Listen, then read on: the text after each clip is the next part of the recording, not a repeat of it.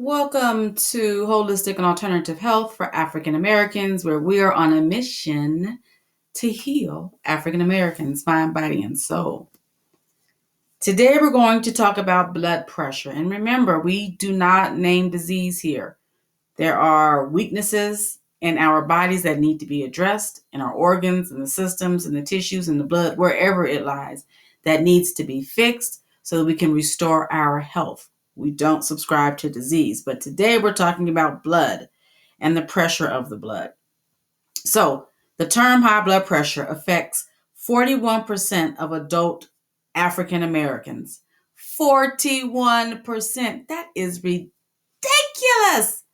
That is almost half. Now, I will say I'm a little skeptical about accurate diagnosis of high blood pressure because the actual medical protocol requires you test somebody 3 different times at 3 different times of the day before you label them with that. But that's another lecture.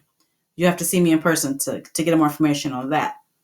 So, moving right along. So, although there are a lot of drugs on the market, there's so many of us taking medication for our blood, and they do provide relief from the symptoms, but they do not address the underlying cause, right? The good news is there are natural alternatives that restore healthy blood pressure. So, inadequate blood pressure is a lifestyle disease, and I'm sorry, we try to keep our videos very short. But this one's going to be a little bit longer because this is a popular topic and this is information you need. Knowledge is power. Okay, so inadequate blood pressure is a lifestyle disease. It is a condition that is caused by chronic smoking, obesity, stress, excessive alcohol consumption, and a diet high in fats and salts. And then if you have diabetes or genetic predisposition to blood pressure issues, you are easily and especially susceptible. So, before we go any further, I want to give you a quick explanation of high blood pressure. Explanation, because most people don't even realize what it means. Most people who are taking medications don't even understand completely what it means to have blood pressure that isn't functioning properly. So the human heart beats 70 times a minute. That is an average of 100,000 times a day. With each and every heartbeat, 2.5 ounces of blood are pumped through the heart. 2.5 ounces.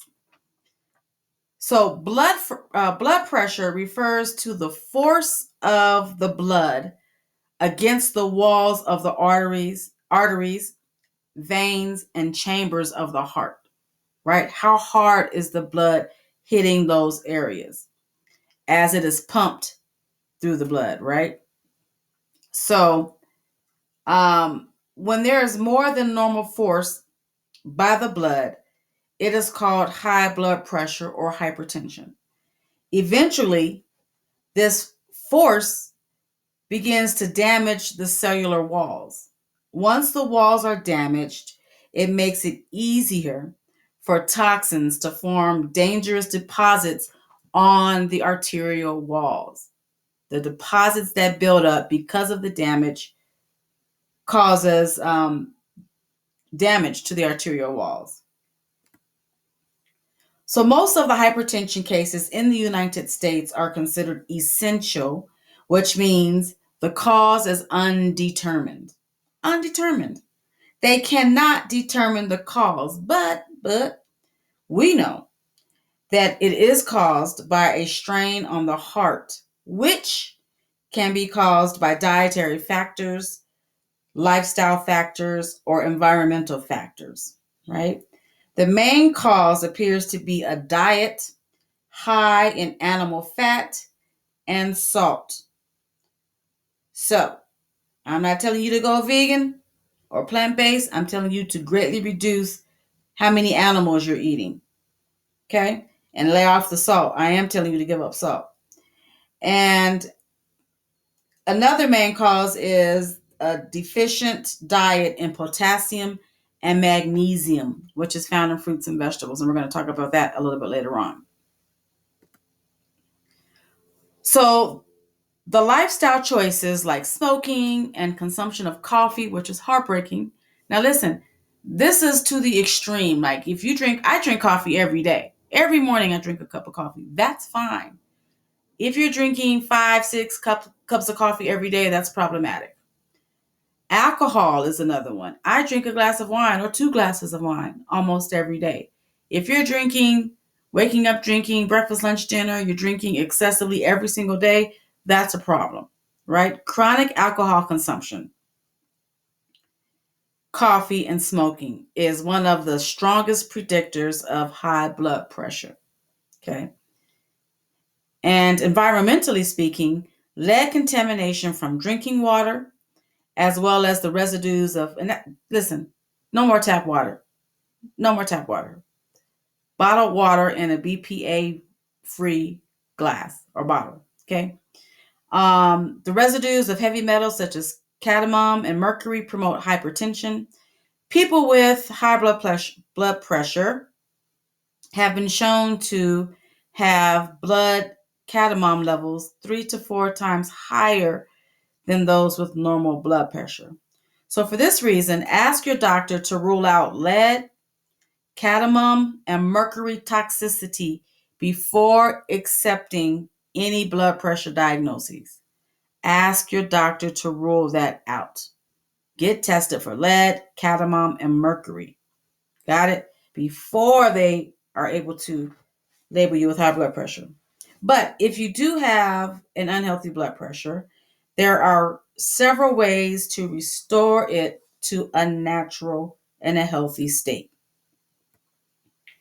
You may need dietary changes, nutritional supplementation, increased exercise, weight loss, stress management, or therapies such as mind-body medicine, herbal remedies, and or detoxification therapies, which everything on this website is talked about in another video somewhere else. So if you want more information, just peruse the website until you find it. If you want to restore your blood pressure to a healthy state, your diet should consist of mostly carbohydrates.